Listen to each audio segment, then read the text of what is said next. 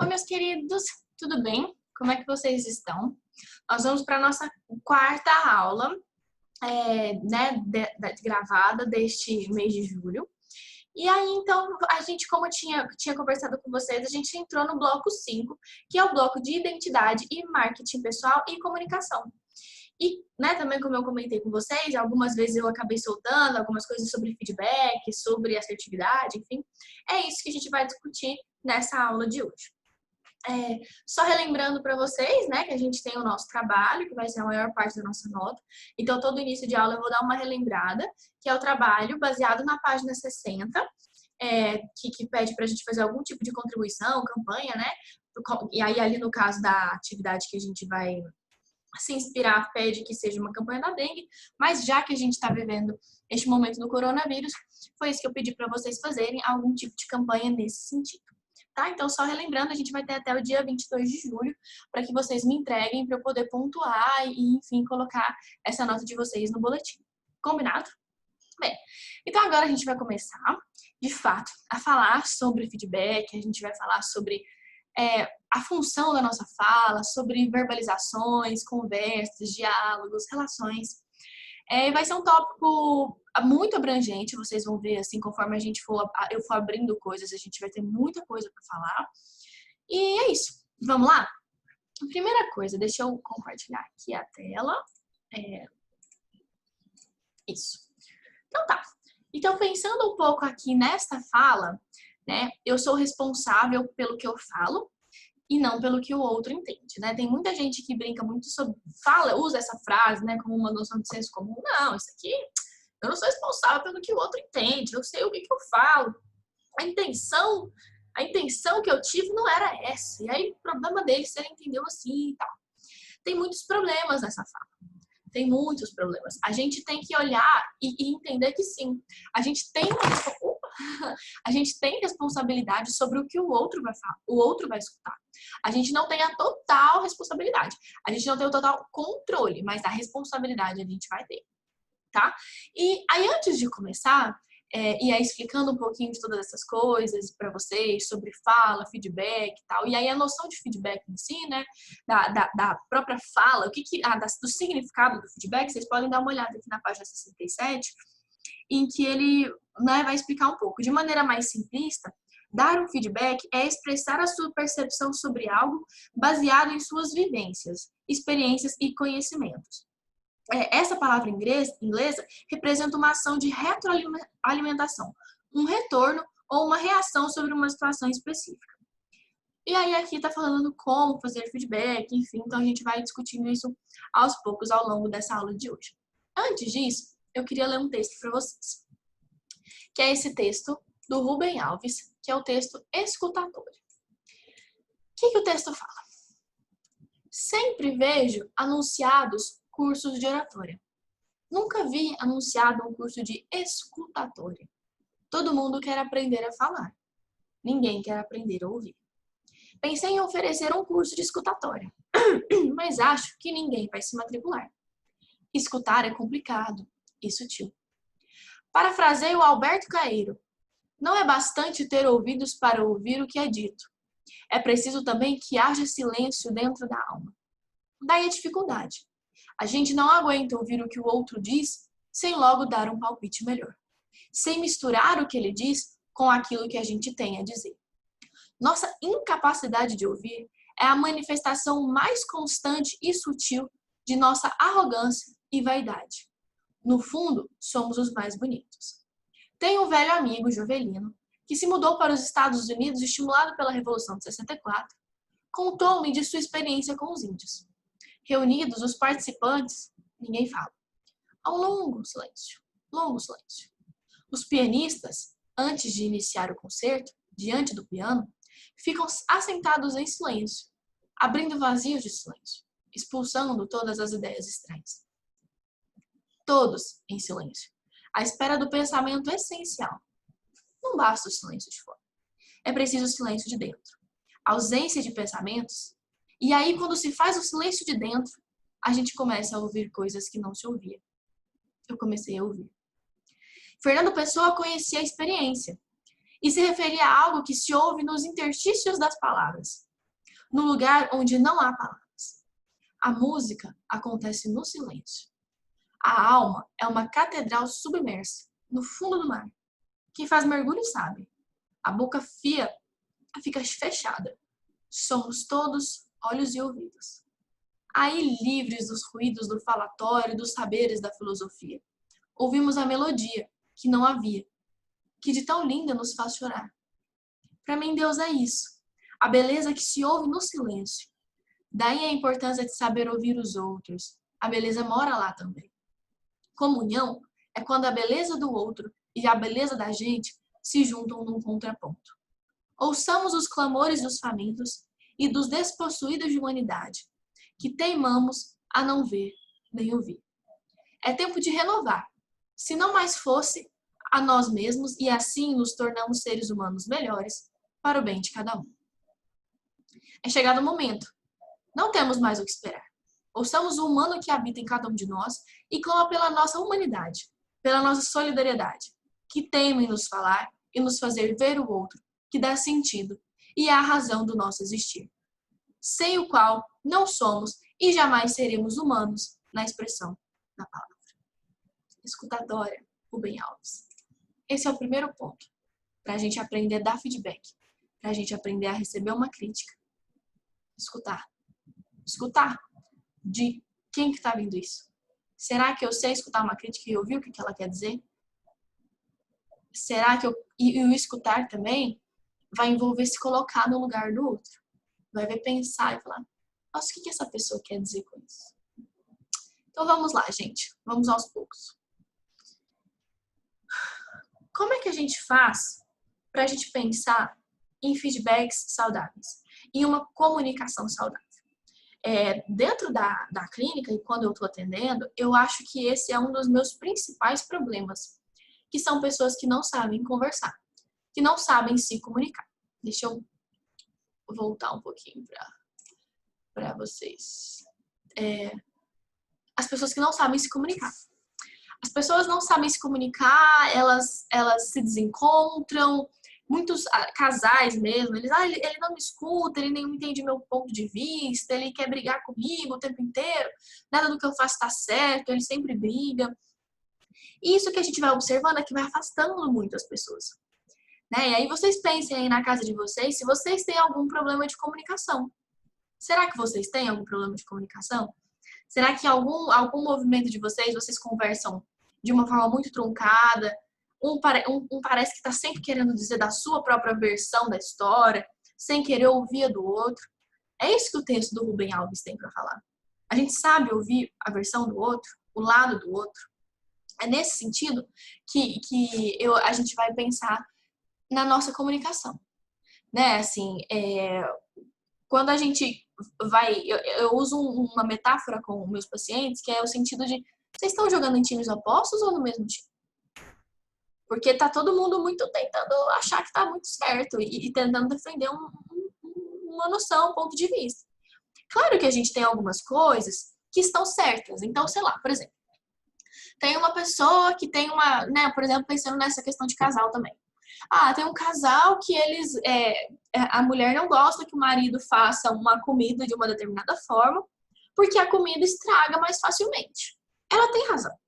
Porque a comida estraga mais facilmente, aí a comida vai ser jogada fora, ninguém vai comer, vai desperdiçar, todas as questões. Mas tem um jeito da gente dizer isso?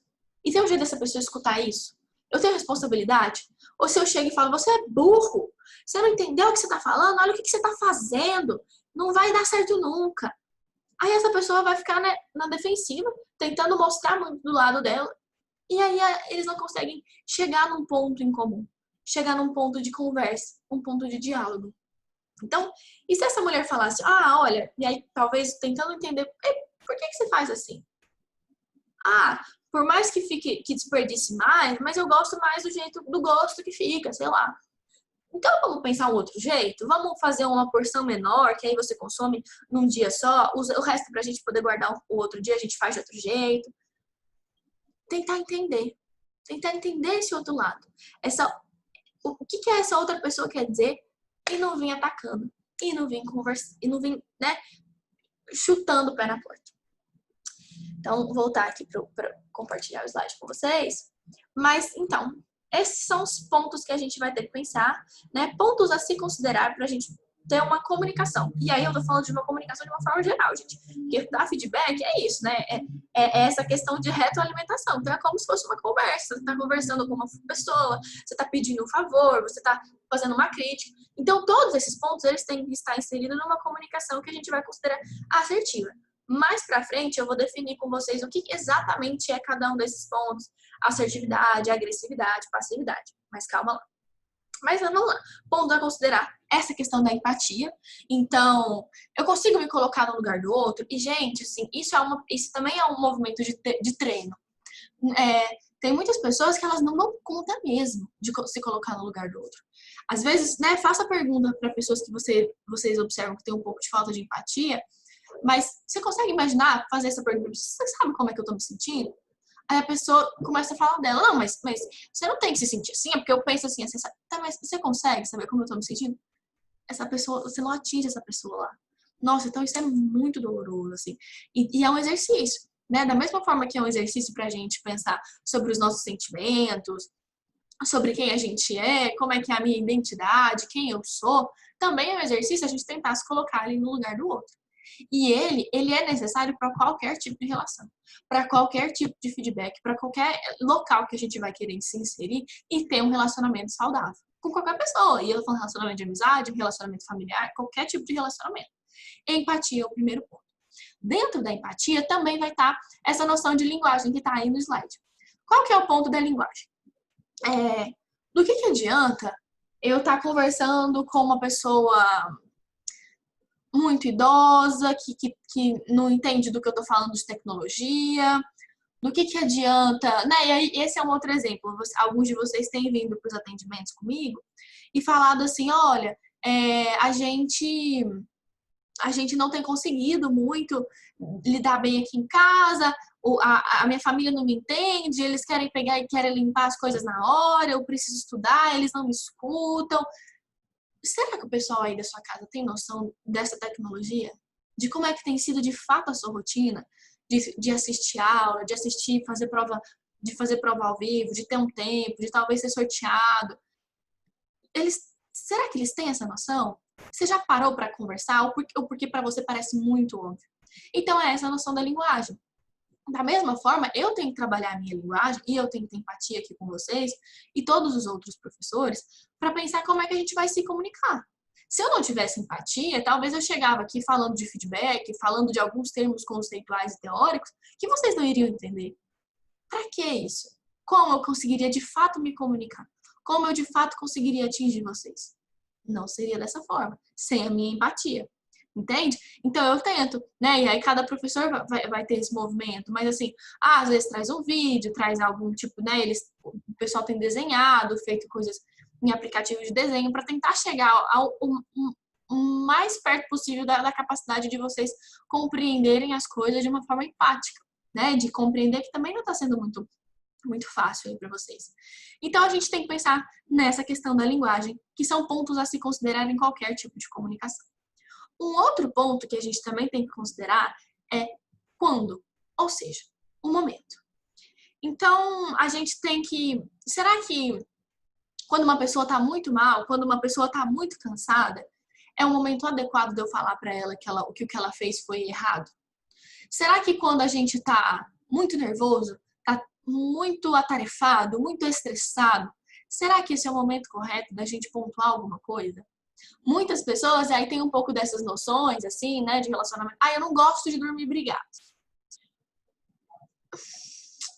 Assim, por um lado é interessante, porque aí você quer dizer que você busca, né, se acertar, tentar conversar, tentar ouvir o lado um do outro. Mas tem momentos, gente, e a gente tem que ser sensível a esses momentos, que não dá. Que a gente tem que fazer. A gente tem que deixar, tem que permitir fazer com que a outra pessoa durma, descanse. Na hora que você tiver de cabeça mais fria, a gente conversa. Porque nessa sensação de a gente não dorme brigado, parece que obriga a pessoa também. Não, você não pode ficar chateado comigo, não. A gente não vai dormir brigado, vamos resolver isso aqui agora. E cada um vai ter o seu processo. Cada um vai ter o seu momento. Então, é interessante que a gente vá pensar nessa lógica do momento adequado. Então, às vezes, dá uma notícia para o pai de vocês, né? Pensar, tirei uma nota ruim no boletim. Seu pai acaba de chegar do trabalho, né? Aí pensando nessa lógica do corona, então às vezes ele tem que se limpar. Não sei, né? Alguns de vocês têm pais que estão na área da saúde. Aí o pai tem que se desinfetar, tem que limpar, tem... E aí você pega no meio desse estresse, né? Desse medo todo. Pai, eu tirei tal nota, sei lá, ou deu alguma outra notícia, tô com dificuldade na escola, eu quero desistir. Não é o momento adequado. Então a gente tem que pensar sempre nisso. E aí, obviamente, se eu só vou conseguir pensar o momento adequado se eu tiver empatia. Porque pra mim, às vezes, aquele ali vai ser o momento adequado. Tipo, nossa, eu quero falar isso aqui agora. Eu quero falar isso agora porque eu quero tirar isso do meu peito. Eu quero me livrar. Mas e se não foi o momento adequado? Da outra pessoa. Então, sempre a empatia vai estar implicada em todos esses pontos pra gente considerar em uma comunicação. Né? Então, assim, em alguns momentos a gente vai ter que recuar, dar a volta para poder chegar em frente, conversar, contar, reclamar. Então, considerem também o momento, quando vocês forem conversar com alguém sobre qualquer coisa que seja, talvez, e principalmente quando for uma crítica ou for um desabafo também, muitas pessoas acabam falando muito, né? Falando em momentos inconvenientes. Às vezes as pessoas compartilham coisas demais dela. Nossa, ai, tal coisa aconteceu comigo, mas ninguém te perguntou, né? E é isso também que o Rubem Alves vai falar, né, no texto dele, assim. A gente tem que saber ouvir. A gente tem que saber ouvir. Por que a gente sempre precisa se colocar, se reafirmar? É uma coisa que a gente tem que ficar atento, né? Enfim, quando? Como? Agora, o outro ponto que a gente tem que considerar é a história do como. O como, ele vai envolver também o tom da nossa voz, a forma como a gente vai dizer, a nossa posição corporal, as nossas feições. Então, se eu tô com uma cara muito sisuda, se eu tô apontando o dedo, se eu tô gritando, se eu tô gesticulando, isso não é bacana. A pessoa vai sentir o medo. Ela não vai prestar muita atenção no que você tem de fato para falar, no que você tem razão no meio de toda essa fala. Ela vai sentir medo, ela vai tentar recuar, ela vai tentar dizer qual que é o ponto de vista dela, ela vai tentar se proteger, ela vai, né, se reafirmar ali. E aí talvez o diálogo não aconteça desse jeito.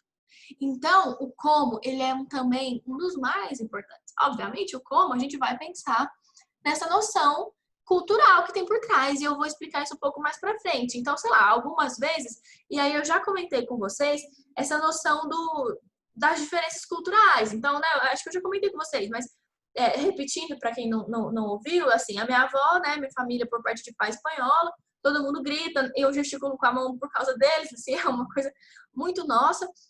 E aí minha mãe chegou lá para ir na casa da minha avó, a primeira vez conhecer, e ela saiu na porta e falou pro meu pai e pra ela assim, eu falei que não era para trazer ela aqui. E aquele silêncio. A minha avó é uma pessoa que gosta muito de cuidar de casa. A minha avózinha, ela é uma pessoa que gosta das coisinhas dela tudo no mesmo lugar, tudo certinho. Ela gosta de limpeza, ela gosta de organização. E a casa dela estava sendo reformada. Não era nada contra minha mãe.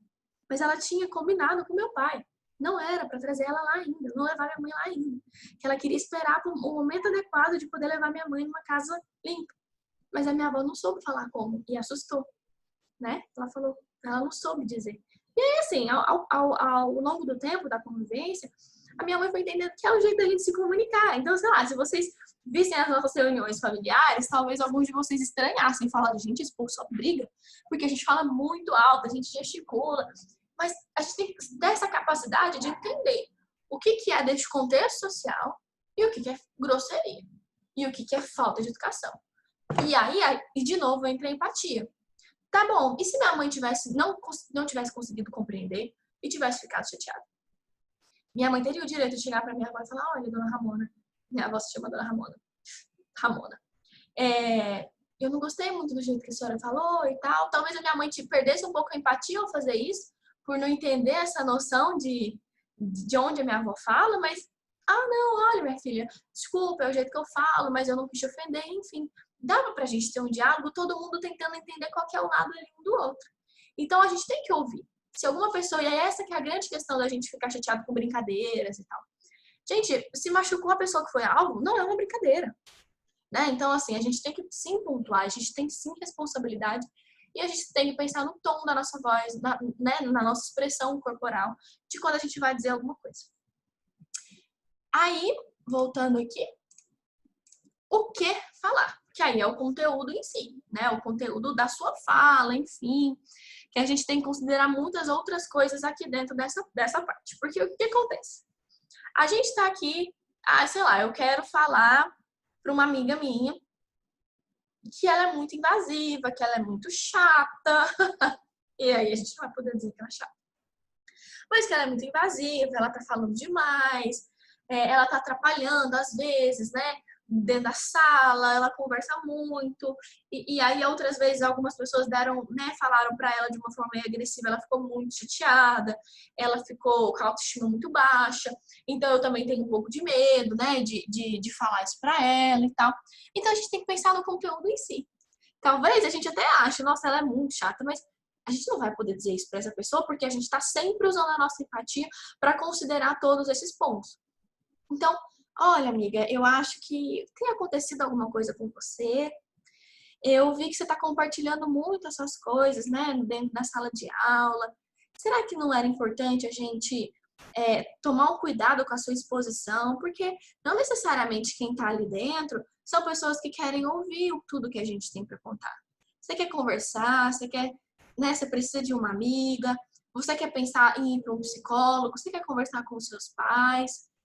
Como é que é? Você quer conversar aqui comigo? O que você quer dizer nisso? Então, tem esse o conteúdo, né? Eu não vou poder dizer que você é chato e pronto, acabou, e aí você pode achar que essa é a sua definição de ser chato.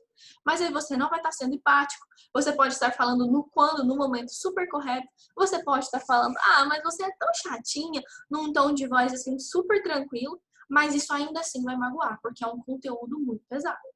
Então, gente, a gente tem que considerar esses pontos todos na hora de ter uma fala, na hora de ter um diálogo, na hora de fazer uma crítica.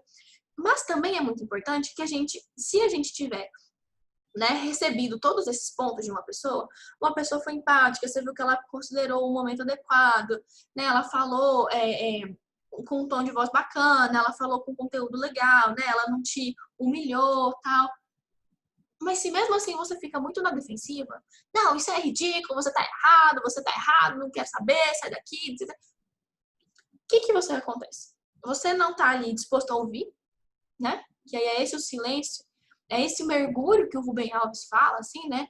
Mergulhar, a gente não vai poder falar, a gente é só olhos e ouvidos, a gente não vai ter essa chance. E a gente vai afastar essa pessoa. Essa pessoa, ela não vai querer dizer pra gente o que ela tá sentindo, ela vai se afastar, porque eu não posso falar, ela é uma pessoa que qualquer coisa que eu falo pra ela, ela se dói. Mas, obviamente, se ela cumpriu esses pontos que a gente disse ali. Pode ser até que ela não cumpriu um ponto ou outro.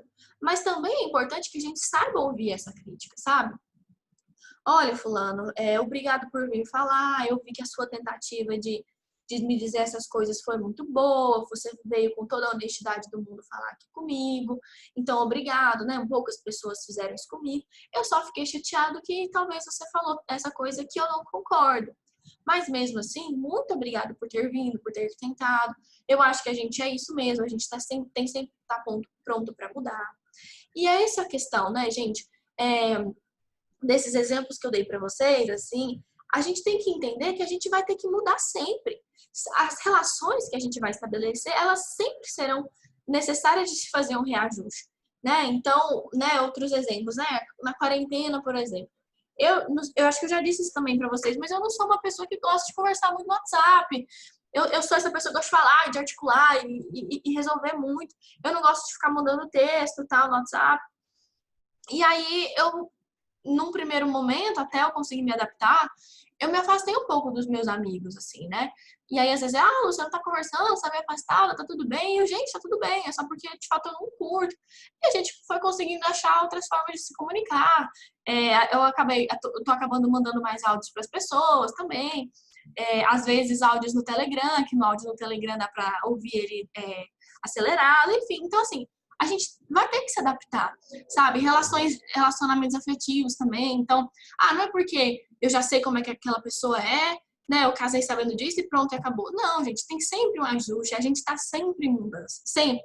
Essa é a única garantia que a gente tem, além da morte, que a gente vai mudar, que a gente vai mudar sempre. Então, talvez uma atitude que antes a gente considerava suportável, uma característica, talvez a gente não considere mais. Então, esses reajustes, né, saber que o outro vai mudar, é muito também dar o direito para a gente de mudança, porque se a gente não permite, né, que essa mudança aconteça na outra pessoa, como é que a gente também vai pedir, né, querer exigir isso? Então, a gente tem que ter muito esse cuidado. E aí, é isso que está escrito aí no slide, na questão da função da fala. Né? A gente tem que pensar, será que eu estou me comunicando de uma forma muito correta? E aí é um outro exemplo que eu dou sempre da história de uma coxinha. O que acontece? Tem uma pessoa comendo uma coxinha perto de você, e aí você fala, nossa, que coxinha cheirosa. O que você fez, funcionalmente falando? Você descreveu a coxinha. Descreveu. A coxinha está cheirosa. As palavras foram essas. Você não virou e pediu a coxinha. Mas aí, né, e a gente imagina, logo o que a pessoa faz? Oferece, você aceita? Beleza. Mas o que acontece? A pessoa não tem que ter essa obrigação também, né, de conseguir entender absolutamente tudo.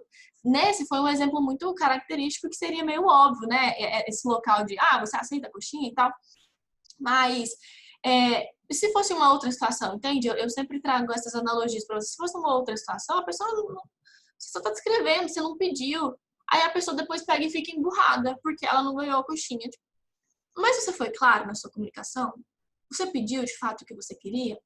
Né? Então, por exemplo, tem pessoas que elas ficam chateadas com amigos e emburra.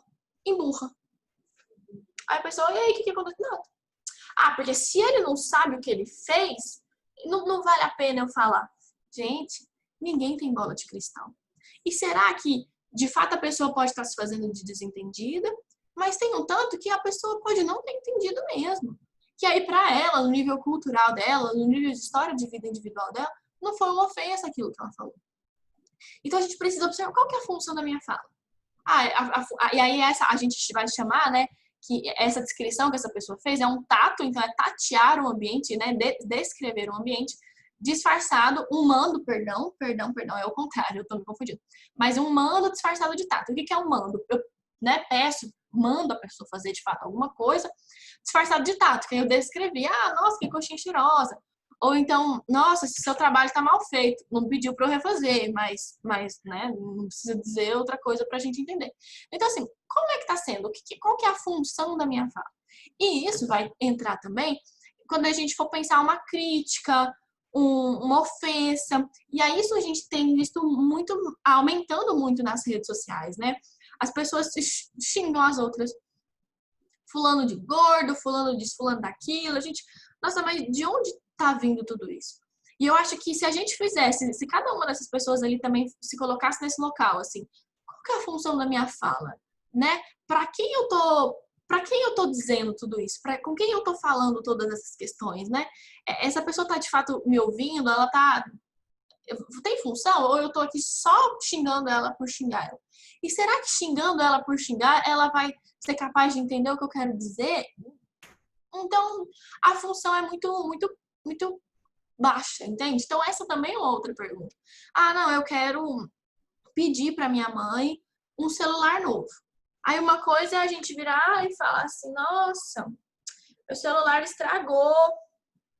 Nossa, quebrou a tela do meu celular. E aí, você quer que, de repente, uma pessoa adivinhe o que você quer?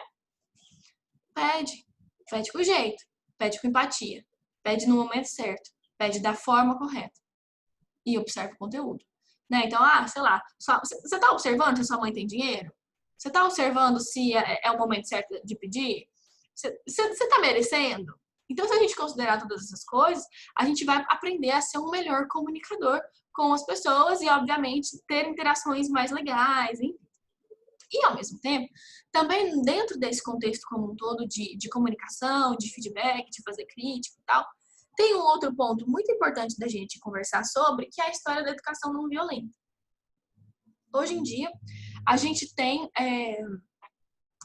uma lei, que é a lei, né, a lei da palmada, que vai proibir que a princípio, que pais batam nos filhos e tudo mais. E ao longo de toda a história da psicologia, assim, a gente vai ter estudos sobre essa noção dessa punição, sobre essa noção dessa fala mais agressiva, de como isso vai ter impacto na vida dos adolescentes, das crianças como um todo, e dos adultos, né? Essa noção de a gente tentar a educação de uma forma não violenta é o melhor caminho para a gente chegar a um ponto de educação, né? A gente precisa de limite. E essa é a questão. As pessoas acham que quando a gente fala de uma educação sem violência, a gente está falando de uma educação sem limite. Jamais. Jamais. É muito necessário saber dar limite, é muito necessário saber falar não, né? Então, principalmente os pais de vocês, nos lugares que eles ocupam, os nãos que eles dão para vocês, é muito um não de, olha, meu filho, eu não quero que você vá nessa festa porque eu não acho que é um ambiente adequado, eu não fico feliz.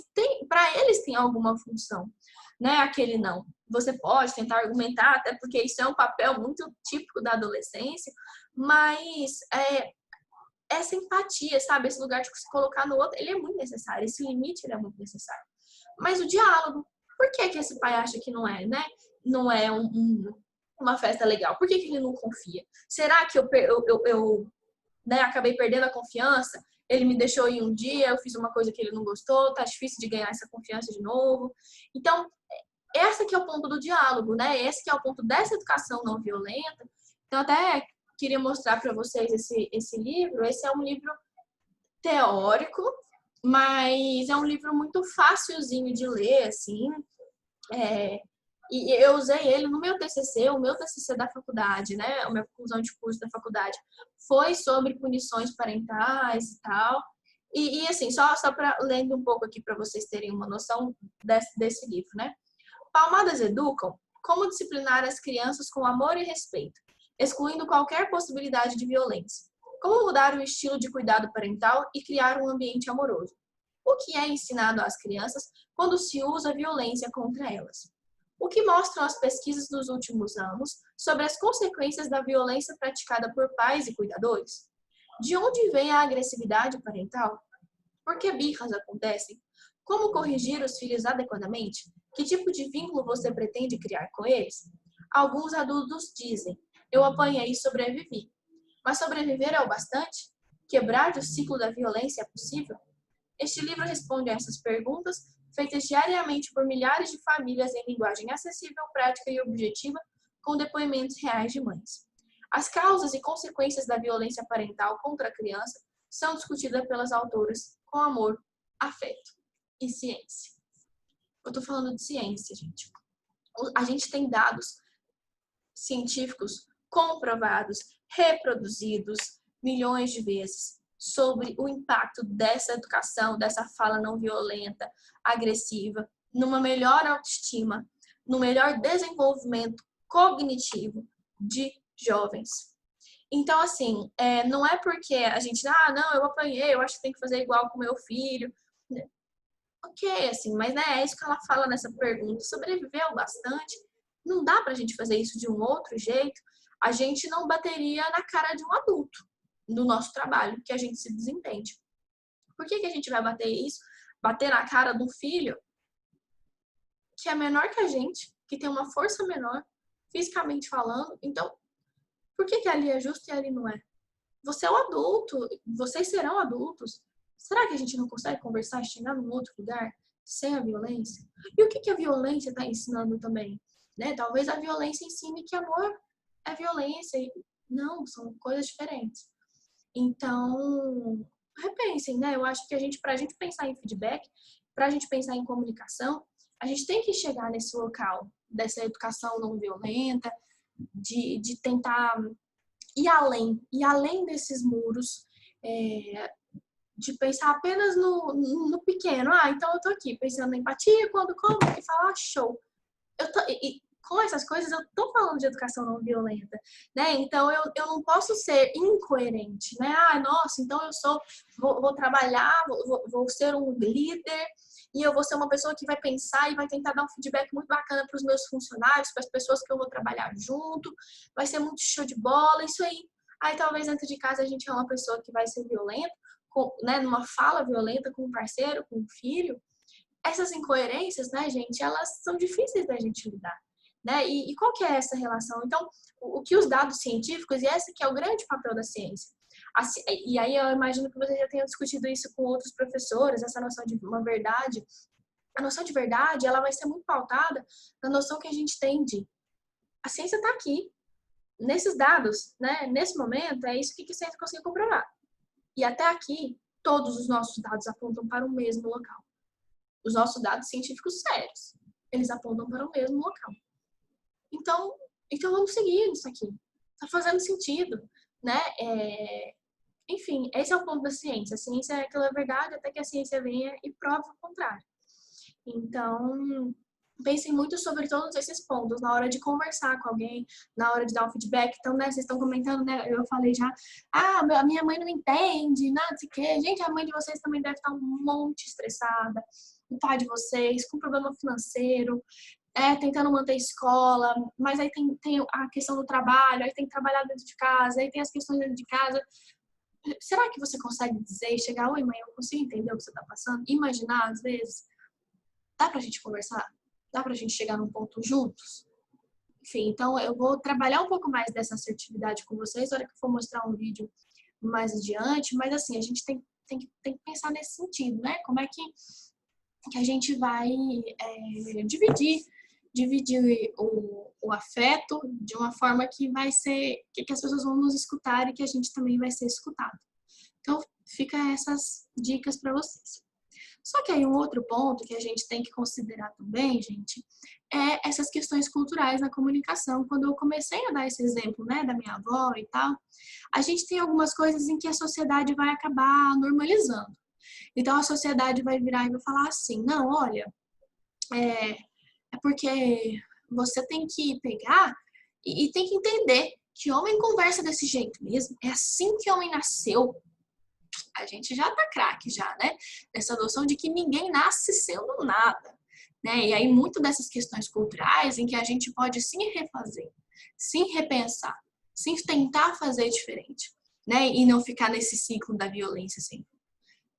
Então, nessa questão desse local cultural também, em alguns outros momentos, a gente vai ter. Uma vez eu atendi um paciente, ele era nordestino, e aí ele falava as coisas de uma forma muito direta para a pessoa, tipo, não, ó, isso tá errado, né? Ponto, acabou. E ele estava seguindo bem com a vida dele, nunca teve nenhum problema, nunca, né? Só que aí, o que aconteceu? Né, ele veio do Nordeste para cá, e aí ele continuou nesse padrão de ser muito direto nas falas que ele tinha no trabalho, e ele começou a se ver sozinho. Ele começou a se ver sozinho, e aí a gente, né, foi conversar, foi tentar entender o porquê que será e tal, e aí ele falou, eu acho que esse meu jeito muito direto tá assustando algumas pessoas. Talvez, nesse local específico, porque o Nordeste é muito grande, mas esse local específico que ele nasceu, talvez ser muito direto estava sendo show, talvez fazia sentido, tava todo mundo muito bem, sabendo se comunicar aqui dessa forma. Mas aí ele veio para um outro contexto. E aí dentro desse outro contexto, talvez aqui não seja o local mais adequado para você falar desse jeito, para você ser tão direto assim. Então a gente tem que dar uma repensada nessa noção, nessa lógica e tentar se adequar por causa dessa questão da responsabilidade, né? Então tem esse outro ponto. Tem um ponto que é esse que é o exemplo que está aqui no slide, que na verdade eu até vou trocar aqui só para vocês entenderem a ordem. Esse vídeo da Juju é primeiro que esse vídeo dessas meninas maravilhosas que elas têm um canal no YouTube chamado Papo de Preta. Nesse vídeo, a Juju tava contando, depois vocês assistam. Nossa, deixa eu só tomar uma água, pessoal.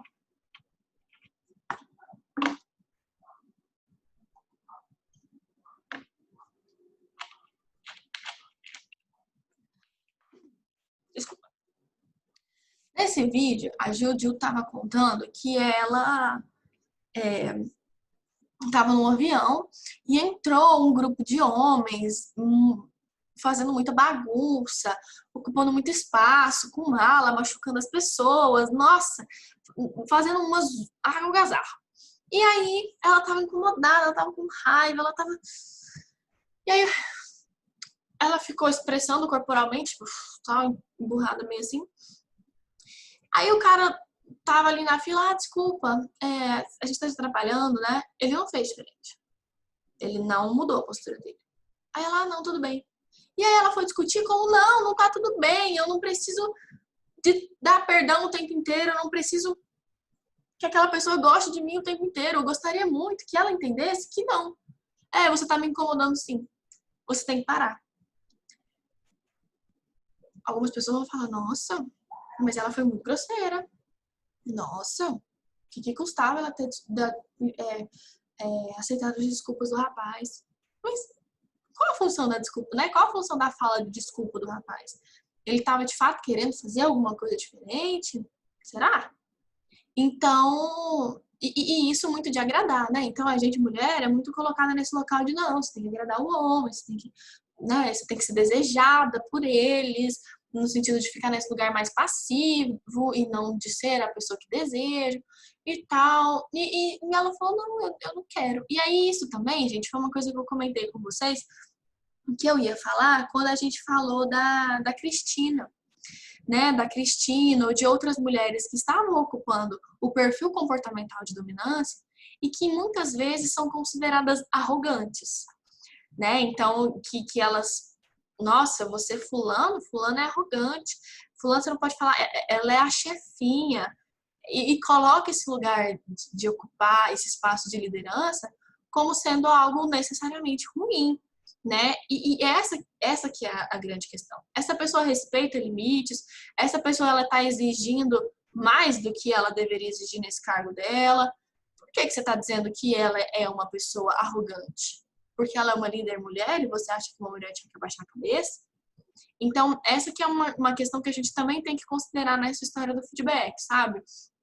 Ah, fulana é respondona demais. Posso falar nada, ela vem e me contesta. Por que ela não pode te contestar?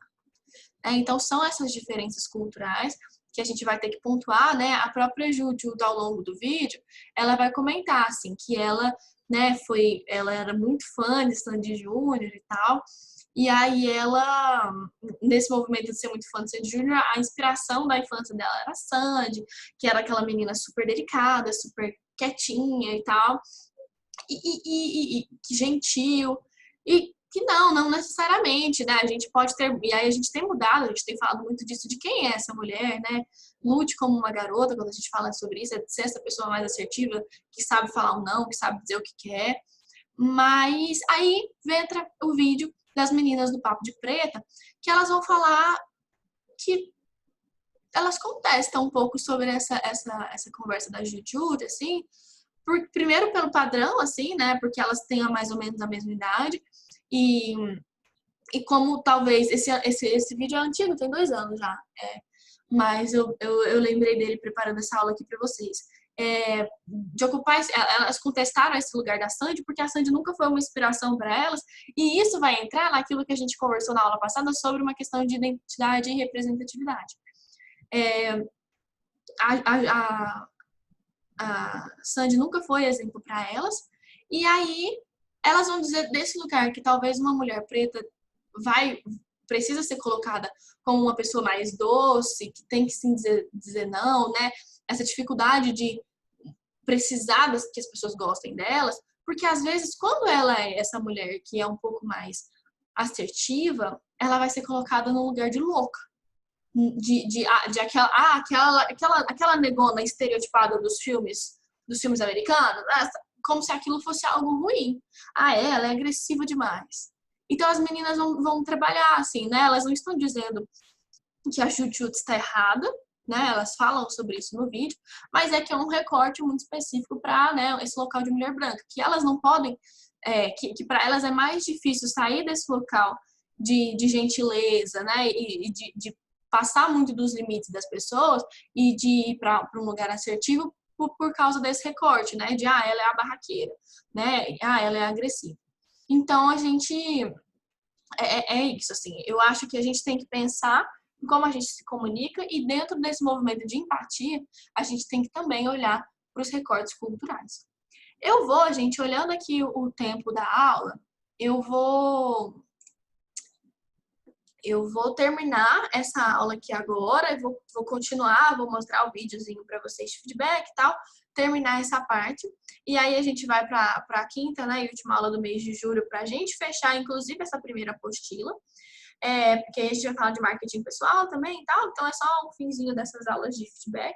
Então eu vou terminar tudo isso na próxima aula para não ficar muito grande, porque eu já falei muita coisa por agora. E aí também eu já passo a tarefinha dessa parte, assim, para vocês juntas. Eu vou passar a de marketing pessoal e a de feedback tudo junto. Elas são pequenas, então não vai ter problema. E eu também vocês já devem ter tido acesso. Eu vou mandar uma lista com todas essas tarefas que eu já elenquei para vocês fazerem ao longo do mês de julho. Tá bom, meus queridos? Um beijo. Este tópico, né, da empatia, do feedback, ainda não acabou. Eu vejo vocês logo, logo. Vou continuar seguindo aqui, então vocês vão ter esse corte, mas eu continuo aqui. Beijos!